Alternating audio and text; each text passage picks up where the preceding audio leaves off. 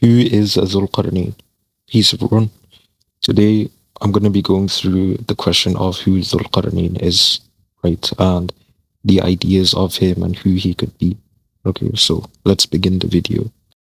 I have the belief that it is this figure called Ba-al-Haqarnayn from Daniel chapter 8 verse 20, right? Now, this figure is something that was known by the audience of Prophet Muhammad. For example, the Jews, they did believe in this possessor of two horns, and he was famous for that, and he was called that by the Jews. We're introduced with Ba-al-Haqarnayn in the book of Daniel, chapter 8. Daniel has a dream of this two-horned ram, right? And he's called Ba-al-Haqarnayn, which means the possessor of two horns, right? And Daniel explains what Ba-al-Haqarnayn is in Daniel chapter 8 verse 20. Well, the author of Daniel, he says that the two-horned ram that you saw represents the kings of Media and Persia. In fact, the name is the exact same in the Quran and the Bible. Baal, Haqarnayn, and Dhul-Qarnayn.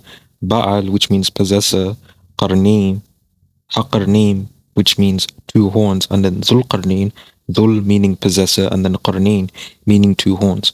To me, it seems obvious that this is referring to Ba-al-Haqarnayn, as that is the only strongest figure that I can see in the society of Prophet Muhammad that I've heard of. A friend told me that this is the likely figure that's being talked about.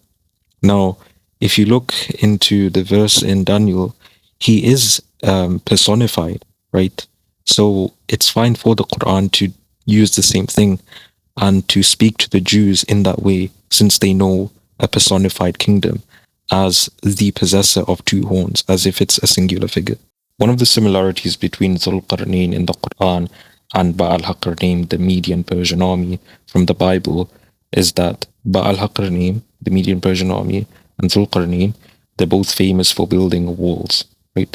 Dhul-Qarnayn in the Quran, we famously know he built a wall against Gog and Magog, Ya'juj and Ma'juj, and the Median Persian army were also known for building walls to protect those who were persecuted against their enemies in Turkey. One of the other similarities is their unrestricted power. If you read in Daniel chapter 8 verse 4, it says at the end, he did as he pleased and became great. In the Quran in chapter 18 verse 86 at the very end, it says, Allah said, O Dhul-Qarnayn, either you punish them or adopt among them a way of goodness. So in both, in Daniel chapter 8 verse 4, he did as he pleased and became great. In chapter 18 verse 86, he could either punish them or adopt for them a way of goodness. He did as he pleased. Later on, Dhul-Qarnayn says he'll punish the ones who are the wrongdoers. Another important thing is to know that the Quran describes Dhul-Qarnayn as going to the east and to the west, to the place of the setting of the sun, i.e. the west, and to the place of the rising of the sun, i.e. the east. Again, in Daniel chapter 8 verse 4, Ba-al-Haqarnayn, he is prophesied to charge westward, northward, and southward. So he traveled all over the world, and that's another similarity. So to summarize the reason that I choose Ba-al-Haqarnayn as Dhul-Qarnayn, and by the way, shout out to my friend who talked to me about this, is that Ba-al-Haqarnayn in the Bible, he could do whatever he wanted to, and in the Quran, he could forgive whoever he willed and punish whoever he willed. And the other thing is that Ba-al-Haqarnayn and Dhul-Qarnayn, they traveled around the world. That's another similarity. And also the fact that both of them are known for building walls. And also the fact that the name is the exact same meaning in translation.